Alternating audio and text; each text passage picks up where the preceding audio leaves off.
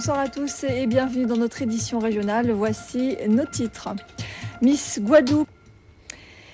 Miss Région Guadeloupe a donc un nouveau visage depuis hier soir. Elle s'appelle Jenny Vulgaire, elle a 21 ans et nous vient de Petit-Bourg.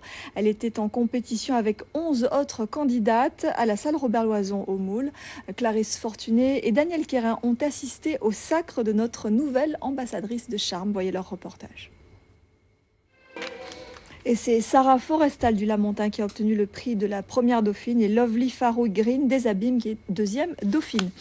L'invité de ce journal, je vous le disais, c'est donc la nouvelle Miss Région Guadeloupe, Jenny Vulgaire. Bonsoir. Bonsoir. Merci d'être avec nous.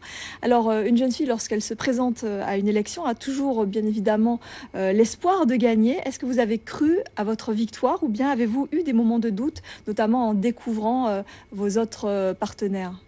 Alors vous me confiez tout à l'heure que ce n'est pas votre première participation à une élection, à un concours de beauté. Vous aviez participé à Miss Caraïbes Hibiscus.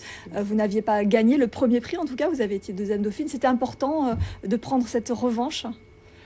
Justement, qu'est-ce qui vous a motivé? Pourquoi se lance-t-on finalement dans une élection, dans un concours de beauté?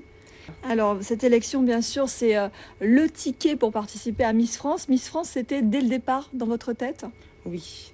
Dès le départ, ma participation à cette élection, c'était pour, en tout cas, avoir, comme vous l'avez dit, le ticket pour participer à l'élection de Miss France.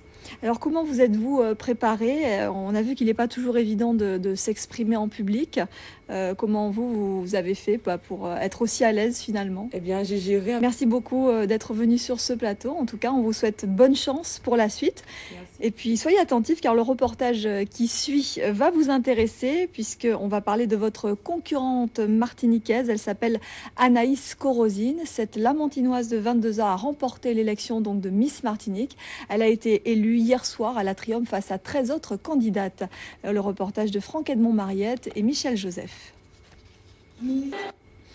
Elle fait ses premiers pas dans le monde des alliances entre deux communautés. L'association GATA veut poser des passerelles entre les Guadeloupéens et les Allemands.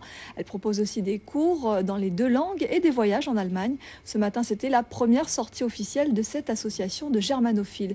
Une sortie à laquelle Yasmina Lizard et Paul Labécard ont participé. Pas de vacances pour les déchets, c'est un slogan que le SICTOM a martelé pendant 3 jours sur les plages du département.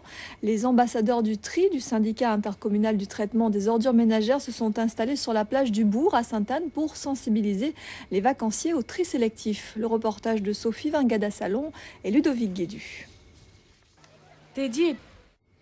On passe au sport avec ses résultats. Tout d'abord, en cyclisme, le club région Guadeloupe réalise un doublé dans le Grand Prix des secrétaires. L'événement populaire de la Martinique, c'est le Tour des Yoles Rondes, une affaire d'expérience visiblement si l'on se réfère au prologue qui s'est couru aujourd'hui. 5 Mapipi aux premières places, dont Brasserie Lorraine du Marin qui a fait sensation. Le résumé de Camille Alexandre de Télémartinique. Bonne nouvelle au championnat d'athlétisme d'Europe. Le relais féminin 4x400 mètres a décroché la médaille d'argent. La Guadeloupéenne Christine Aron et la Martiniquaise Lina Jacques-Sébastien sont donc vice-championnes d'Europe. Reportage de nos envoyés spéciaux Nicolas Bouige et Denis Rousseau-Caplan. Ambiance électrique hier soir au concert du rappeur Booba qui se produisait en Martinique. Des coups de feu ont été tirés.